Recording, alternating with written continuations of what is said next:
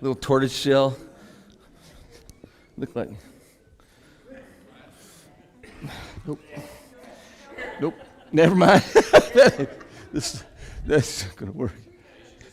I'll just squint through it. We'll see how it goes. So we have embarked on a study of faith. Okay. Am I going to fall over and?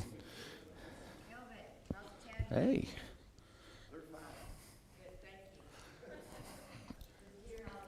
There it is. Hey. Oh no. Wow, Will. Wow. Okay, I'm done. I'm just gonna. We'll get this figured out. Yeah. Yeah, exactly what I'm going to do. So, like I said, we have embarked on a study of faith. We're using Hebrews chapter 11 to explore some tenets of faith, and we're going to use Hebrews chapter 11, the Hall of Faith, to dive into some men and women who've been credited with great faith. Their characteristics. Thank you, though. Their characteristics, some of their flaws, right? So we're going to look at all of that stuff. So far in the last several weeks, we've got a good definition of faith, right? And then last week we did a deep dive into Abel and into Enoch, right? So very, very small passages, not a whole lot said about them in the Bible, but we were able to pull out some things that we can use, right? So we're going to be doing that again today. I'm good. Thank you. Thank you, though. I appreciate it. Thank you. I'm really old school with this, and I've got it all marked for us this morning. Last week, though, Charles asked a really good question, and it's been on my mind all week, right? And I've done some thinking about it, and I've done a little bit of research into it, and I think I've come up with a decent answer because. Last week I kept talking about this idea of complete faith, right? And Charles said, well, what do I mean by complete faith? So I found a few things. This is what I came up with. So if we start off, Matthew, let's turn to the book of Matthew, chapter 17. Verses, it's going to be Matthew chapter 17, verses 14 through 21, okay? It's something that I was looking at, and... oh man, this is not good. Matthew chapter 17, verses 14 through 21. And what we're going to try to do is kind of get an idea what it means to have complete faith and how we go about getting that. And when they had come, this is after... This is right after the transfiguration, right? So on the mount, and Jesus and Elijah and Moses, and they're transfigured, and Peter, which is kind of funny if you think about it, said, it's good for us to be here. Should we make 3 tents, 3 shelters for you, Moses? And it's kind of funny if you think about that. Wow. Anyway, so and then it talks about faith and some things like that. And then it says that last sentence, the last passage there, when it's talking about the transfiguration, I believe it's verse 13, they said, then the disciples understood that he spoke to them of John the Baptist, which doesn't Elijah need to come first and all of that. And anyway, that just sort of sets this up. And when they had come to the multitude, a man came to him, kneeling down to him and saying, Lord, have mercy on my son, for he is an epileptic and suffers severely. For he often falls into the fire and often into the water. So I brought him to your disciples, his apostles, right? So I brought him to your disciples, but they could not cure him. And if you read farther down into this passage, which we're going to do in just a minute, you see that it was a demon had possessed this young man, this boy, right? What do you think that means? Like they're just crazy or something? No, what do I, like a demon possession?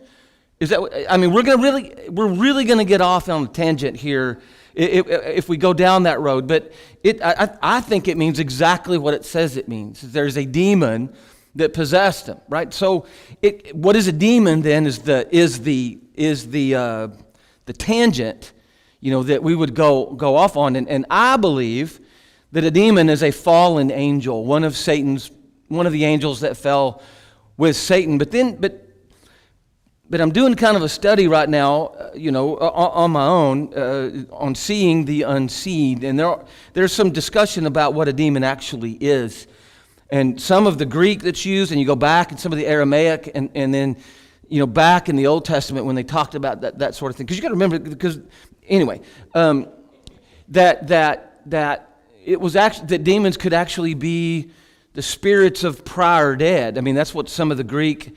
And I just don't know, right? So I'm kind of doing a study on that right now, and it's kind of a big. But I believe that that this boy and others, when Jesus was casting out demons, and others were casting out demons later, that this is actually demon possession, right? So I mean, there's absolutely mental illness. There's absolutely epilepsy. There's absolutely I believe that using that word is descriptive of what the problem was, because this demon was, throwing this child into the fire and into the water, trying to kill him and doing all kinds of things like that, right? So I mean, anyway, but the main point is, so I brought him to your disciples, praise apostles, but they could not cure him.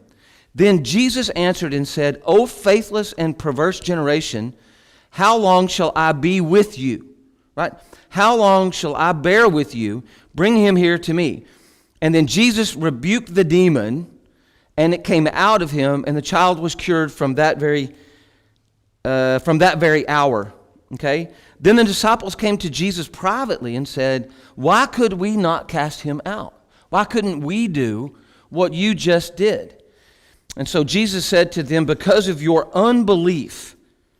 For assuredly I say to you, if you have the faith as a mustard seed, you will say to this mountain, move from here to there, and it will move, and nothing will be impossible for you. However, this kind of demon, this is kind of an aside, this kind of demon does not go out except by prayer and fasting. So, that passage tells me a couple of things, right? That number one, even though Jesus has been with him, and not long ago, they had asked him, who do people say that I am?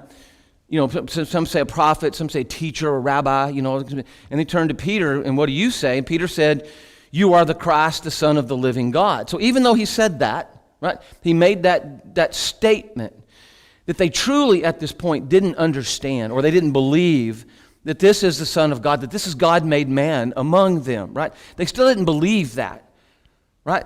So it takes Jesus to do that, right? So if they had truly believed, then they could have cast out that demon in his name. And I believe it is as true today as it was then, right? So, and then Jesus said, if we have the faith the size of a mustard seed, you could move a mountain, or you could move a tree, right? You could say to this pew right here, you could say, move from here to there. And if you had no doubt, right? If you had complete faith, right? If you knew it without a shadow of a doubt, it would move it. But have you ever tried to do that? Have you ever tried to make that happen? Have you? And why did it not work? Well, you don't really believe that this concrete thing that you can see right here is going to be moved by God, right? Okay, so that's just kind of what I'm talking about. You also have to take into consideration, why are you trying to use your faith to move that pew? Yeah. What's the point? Right. What's the point? The point of our faith is to promote God. So you could almost say that if you tried to do that, why? Because it's not for God. It's for your gratification of proving my faith is so great, I can move this. Or My faith say it again. That's it. That's it. The motivation is because you're testing, right? Maybe, perhaps, right? So okay, good. If you go over to Acts chapter 5, verse 16, you see, and I'm going to do that real quick. And this, I cannot believe I forgot my glasses. That's the problem, is the verse is just so small. But anyway, it says, Going down to, it says also, are y'all there? I'm sorry, I get going too fast. I apologize. Acts chapter 5, verse 16, just kind of a follow-on to the apostles not being able to cast out that demon. And why? Because of their unbelief, right? So now we have the death, burial, and resurrection and the ascension of Jesus Christ, right? And so now, and the church is growing, and if you read all of this passage, which is a really good read anyway, but I mean, it's really good. Also, a multitude gathered from the surrounding cities in Jerusalem, bringing sick people and those who were tormented by unclean spirits or demons, right? Those who were sick people and those who were tormented by unclean spirits, and they were all healed, right? So now you see that the apostles have that faith, and they're doing it in the name of Jesus, right? And the motivation is right and good. They're doing it, for the benefit of these people, casting out these demons, and it is showing the glory of God, right? So the motivation, you're not testing, the motivation is pure, and they have that faith. Now, go. Back in chapter 10 of Matthew, Jesus sent out 12. Yep. Okay, and they had success. They did. And they didn't hear, so then when he told them their faith wasn't strong enough, that was a big blow to them. It's a huge blow to their ego, but what else does it tell you? True, and that sometimes, it's like my dad a long time ago, it kind of explained the relationship that you have with God, right? That it ebbs and flows, and it just does, right? I mean, you feel really close to God sometimes, and then you feel far apart, and I think that has a lot to do with that as well. Clay? I just wonder what changed for them. They'd seen all the miracles before. They had all the reason to have no doubt. But now, In when? when they tried to cast the demon out before, Right, and then they were able to do so later? So, yeah, so what changed is, to me, what changed is, the question, I know sometimes you can't hear it, but the question was, what changed, right? What changed for them? And for me, the answer is what changed is that they saw Christ crucified, and they saw him buried, right? And then they saw him raised from the dead, and they saw him ascend into heaven. also it's reasonable for us to have, they saw all that with their eyes. Yes. So in the Gospel of John, right, it has the last beatitude. Blessed are blessed are the Sermon on the Mount had the beatitudes. Blessed are the meek. Blessed, poor in spirit. All of those that, and then that last one in the Gospel of John, right towards the end of it, it says, "Blessed are those." Right after Thomas, said, reach your hand. Jesus said, "Reach your hands, feel my scars and feel that." Right. And right after he said that, and he said, "Blessed are you, right? You are the Son of the living God." And he said, because you have seen, but blessed are those who have not seen yet believe. And that's us. I mean, that's one of my favorite verses in the entire Bible is blessed are those who have not seen yet believe. And that's us, right? Because the apostles had that benefit for a very good reason, right? Because they had to start the church. And they did. But they were able to go and do those things because they had seen. But blessed are you who believe, yet you haven't seen. You have to also remember the time of history when this is. There are not books to be passed out to the masses. Oh yeah, This. The letters and the visuals that they're seeing, and this is where their faith is starting. You bet. That's all they have. That's it, right? I mean, because especially during Acts, right? Because none of this that we're reading was there. It's easy to forget that sometimes that none of this was there. They're just having to tell people and show people, right? So, and it's important to note that when they were casting out demons and doing and healing the sick and doing those things, that they were doing that in the name of Jesus. And again, that motivation is very important. And finally, let's go back to Hebrews, because Hebrews, I just love it. And chapter 12 now, and starting in verse 1. Hebrews chapter 12, starting in verse 1. And you could also go over to 1 Corinthians 15, 1 through 4, which kind of supports this passage. I wrote that down a long time ago. Therefore we also, Hebrews chapter 12, verse 1, therefore we also, since we are surrounded by so great a cloud of witnesses. Now, what witnesses are they talking about? Well, it's chapter 12. All those witnesses that are in chapter 11, right? That we're talking about. Let us lay aside every weight and the sin which so easily ensnares us, and let us run with endurance the race that is set before us, looking unto Jesus, the author and finisher, and another version say the author and perfecter of our faith, who for the, man, this is killing me, who for the joy that was set before him endured the cross, despising the shame, and has sat down at the right hand of the throne of God. So you see, right in that passage, it gives you those steps to developing faith. In that passage, what is it? So developing faith, number one, it requires endurance, right? Let us run with endurance. It requires endurance, resistance, resilience. All of those things. You get knocked down, you get back up again, right? You fall and you sin and you get back up again and you keep going again. And you keep fighting, you keep running that race. This is a marathon, not a sprint, right? This race is a marathon, not a sprint. It's a race. And then the most important thing is you keep our eyes on Jesus, right? He is the originator, he's the author, he's the writer of all of this, right? But he is the originator of our faith, and he is the one that will perfect it. If you keep your eyes on Jesus, that will perfect your faith. So yeah, if we have complete faith, we can move mountains. We can do anything. There is nothing that we cannot do. But again, that motivation has to be for the right motivation. That's what he's talking about here.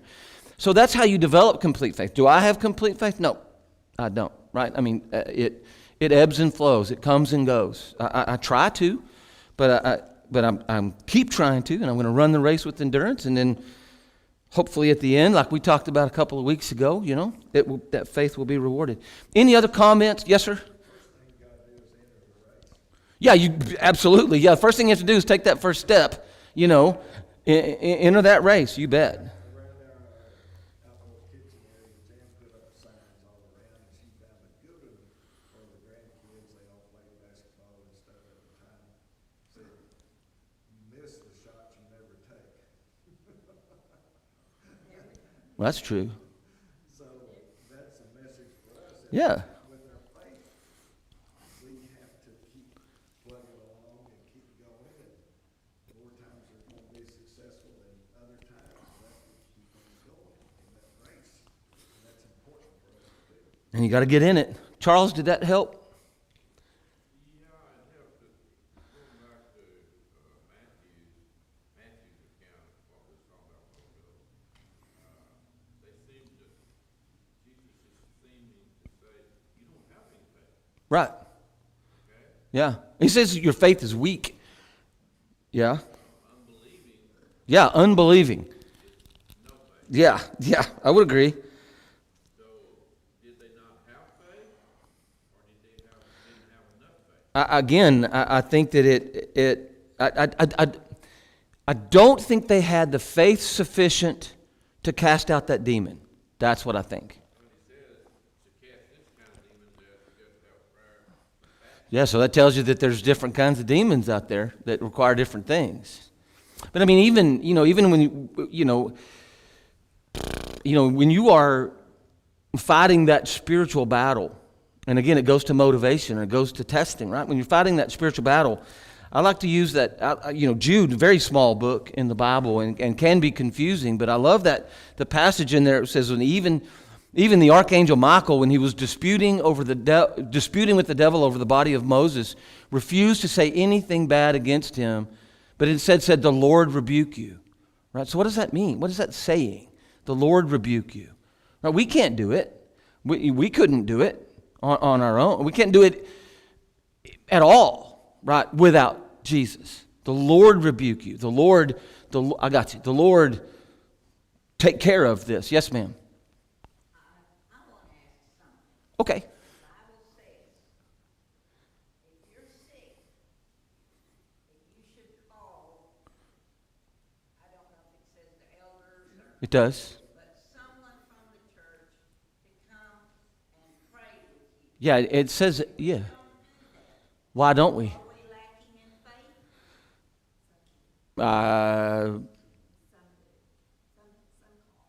Some do call, but the question is if we don't do that. I don't think the question was we don't do that. It's if we don't do that, are we lacking in faith? Again, give me a week to think about that one because it's a good question. I don't think it's, I think it's, or how about that? Are you being disobedient? It's a good question, right? It's a good question. Yes, ma'am? What Charles said, what was that verse? Because my translation has, it's more like less. Yeah, that's Matthew.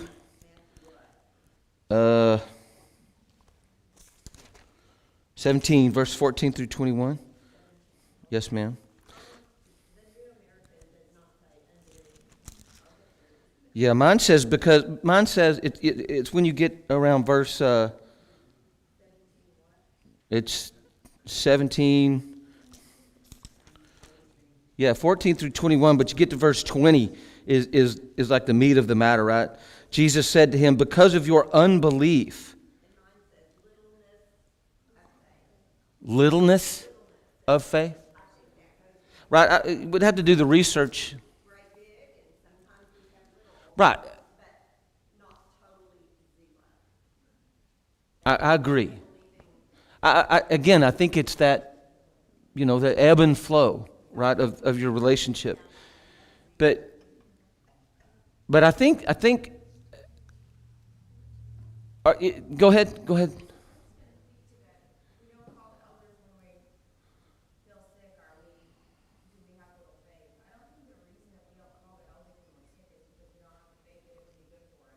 Right.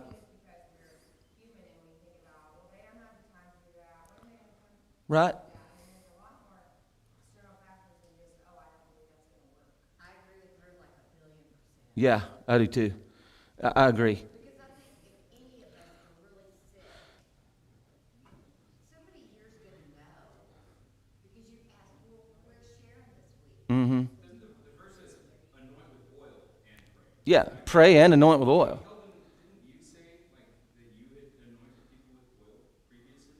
We've done that twice, I'll say we. It was Cam and Jim and I when we were serving as elders. And first thing I started asking and trying to find is what type of oil, Well, and then what do you do besides pray yeah. and anoint with oil.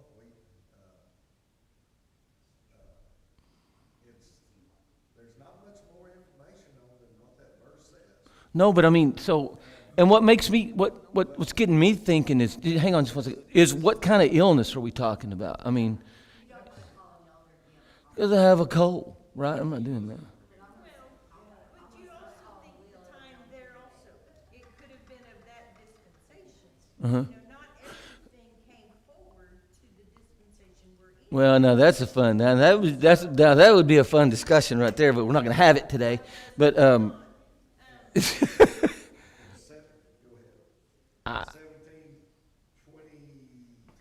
Matthew, Matthew 17:23. yeah, Then praise and the disciples were filled with grief. yeah, I did not feel very good after we prayed for those two individuals because I think I fit perfect right in here with this lack of faith, trying to figure out what to do. yeah.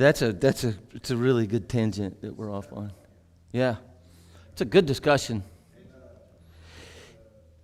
Both individuals at the time had cancer well advanced, Yeah, and it's, I mean, I identify with these verses very, very much. oh yeah. Okay, Necessarily, I've lost control. Go ahead. Go, Will. isn't necessarily physically sick. Right. That's a good one too. And when you look at it Yeah. spiritually sick, I can see the calling. Because it even says in the sins, as you read down, it says the sins of those people be forgiven. Right. It does. So that's kind of to Sharon's question earlier, right? So what do I think that demon, or it's described as epileptic, right? But wait. It's described as being epileptic, but there's a demon that's causing that, right? So that's descriptive. So are all illnesses caused by, it's an interesting question. I'm sorry, Kelvin, go. Another verse that fits in here real well with your faith is prayer of a righteous man does Oh, yeah. avails much. Avails much, you bet. Well, when we pray for these individuals, that was the first part of my prayer, is that we are righteous, forgive us of our sins and so forth. And Well, what a great segue to get back into the... I entered into a prayer with this young lady, but years later, I was talking to her husband, and I said, you asked us to pray, and we did, and I said, but my faith was not as strong as it should have been, because he felt very inadequate as far as saying that prayer, because she was in dire straits. Oh, yeah. And you pray for it to have faith and be strong, and this will be cured, and so forth. Same thing when Jan had her aneurysm and stuff. But what is the prayer? If it's the Lord's will.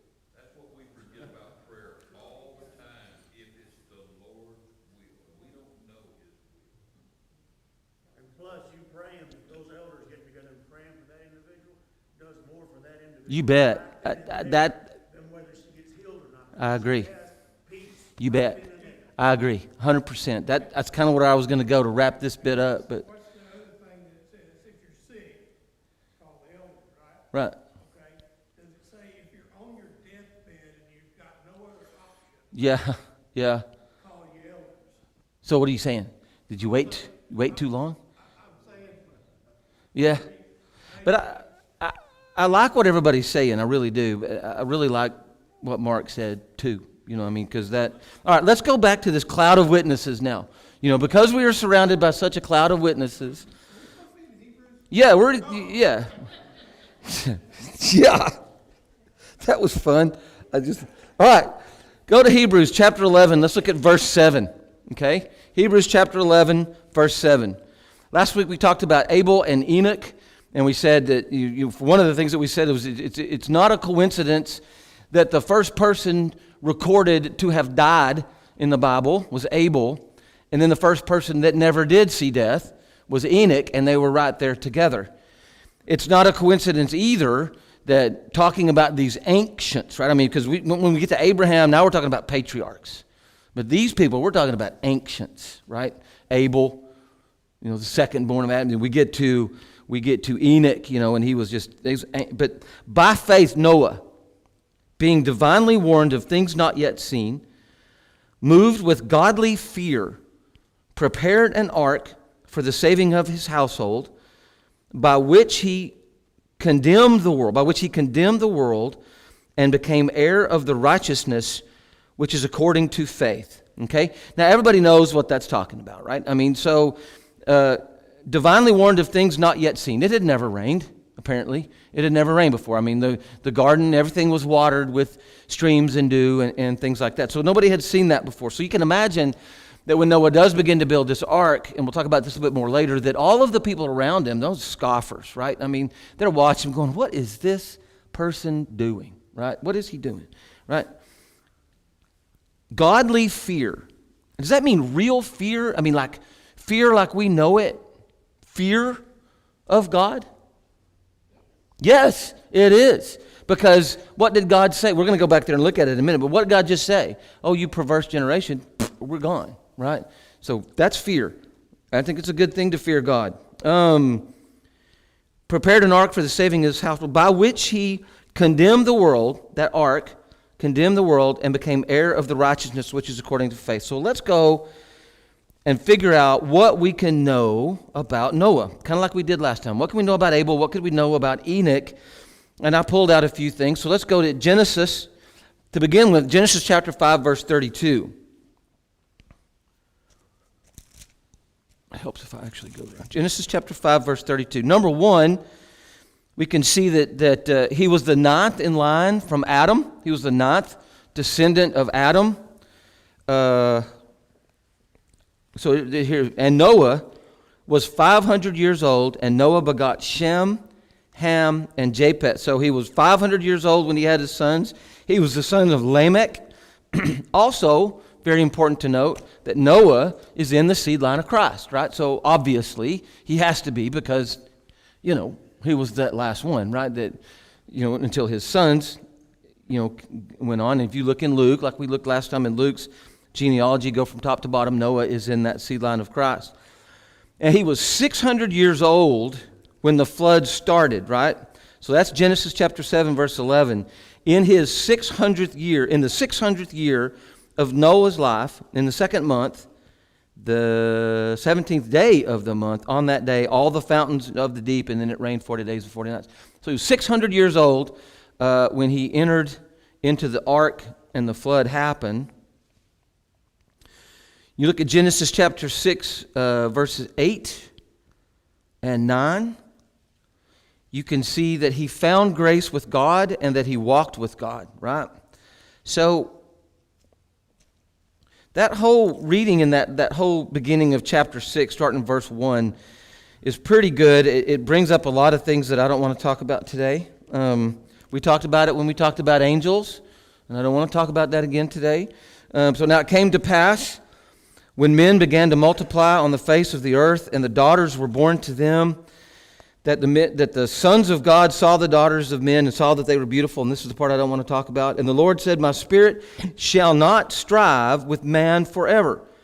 For he is indeed flesh, for he is indeed flesh, and his days shall be 120 years. We're going to come back to that in a minute.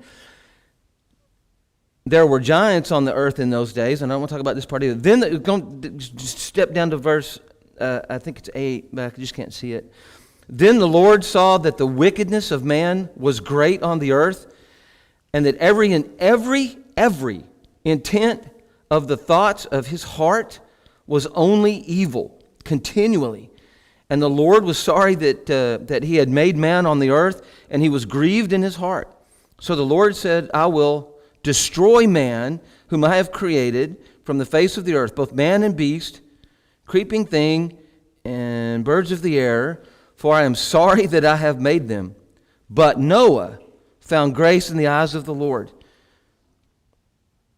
And this is the genealogy of Noah. Noah was a just man, perfect in his generations. Noah walked with God. So he found grace, he walked with God, and he was righteous, right? All of those things. So what does it mean when it says he found grace? He found grace with God. He found grace in the eyes of the Lord. He found grace in the eyes of the Lord. What does that mean? He found grace in the eyes. Was he graceful? Not at all, right? That that grace that God gave to Noah, right, was the only thing that would save him, just like us. That grace, because God is getting ready to destroy everything. Everybody and everything is going to be destroyed except Noah. So the only way that mankind can be saved from mankind is God. True then, true now, right? The other thing that we know, so he found grace, who's saved by God just like us, right? Among a completely wicked generation, Noah was the only one that sought out God. That's what it says. He was the only one that sought out God, right? So we can know that about Noah. We also know, if we look at Genesis chapter 6, verse 22, if you go in the preparation of the ark and all of the things that God told him to do, it's all right there. You can read that. I can't because I can't see it. But, and I don't want to read all that much. All I want to do is look at chapter 6, verse 22. All of these things, thus Noah did, according to all that God commanded him, so he did. So he did, right? All of the things that God commanded him, so he did, right?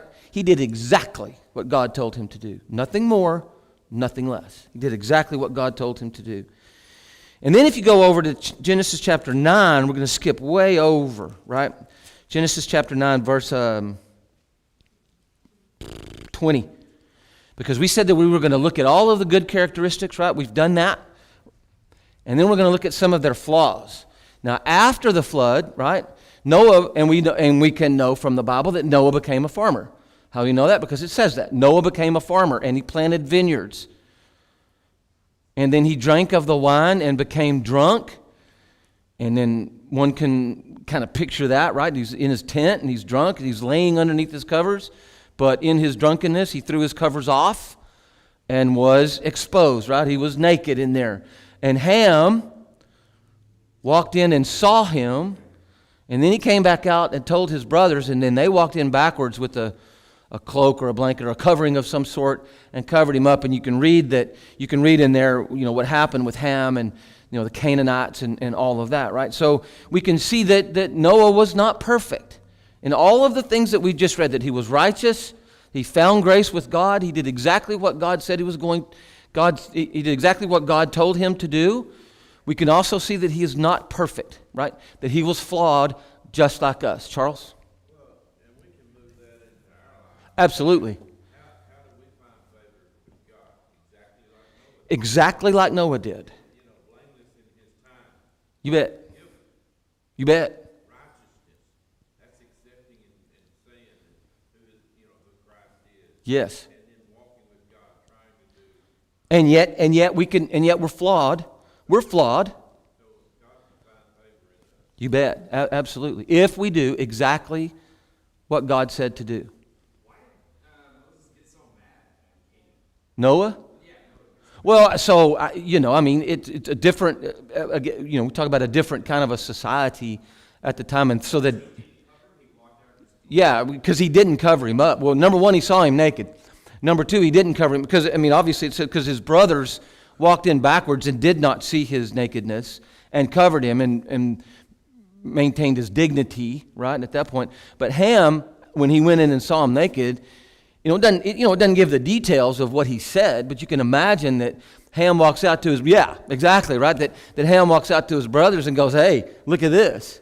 Come in here and look at the great Noah. He's in here and naked, right? I do too. Well, yeah. It kind of goes to that whole, that whole temptation series, right? When it talks about in James, where it says, "Don't let anyone ever say that you are tempted by God, because God doesn't tempt anyone. But everyone who commits sin is, it starts off with desire, and then, and when full blown, and that is on display right here. Not very long after God destroyed the entire world, every living creature on the earth except for what was that whomever and whatever was on the ark, it sins right back in there again, right? So, and I agree with you. It's drunkenness is the sin, right? But it caused it caused Ham to sin. It caused all of those things, right? So, but the important thing there is that he was not perfect, right? That he was tempted and he succumbed. Go. Well, what do you mean? Well, he sinned, yes. We also Oh, you're talking about Canaan being the servant of the other brothers, right? Yeah, exactly that. We also know, if you go over to 2 Peter chapter 2, verse 5, we know that Noah was a preacher of righteousness. 2 Peter chapter 2, verse 5. Whoa, what a struggle. I will never forget my glasses again. 2 Peter chapter 2, verse 5. Yeah. Let me try yours. My big problem is I can't see. I can read the text, but I can't read the verse number. It's tiny. Yeah. Thank you. Oh, let there be light. Okay, we're there. Here we go. So, going up to verse 4, chapter 2, 2 Peter chapter 2, verse 4. For if God did not spare the angels who sinned, but cast them down to hell and delivered them into chains of darkness to be reserved for judgment, and did not spare the ancient world, but saved Noah, one of 8 people, a preacher of righteousness, bringing in the flood on the world of the ungodly. So, again, Noah walked with God. And so you can imagine, if you will, for a minute. So go back to that in Genesis where it talked about, man, is a perverse generation. They're indeed flesh, and their time on earth will be 120 years. So a lot of people look at that and say, okay, so other people had lived 500 years and 900 years and all of those things, and now the lifespan is going to be 120 years? Or does this mean it took Noah 120 years to build the ark?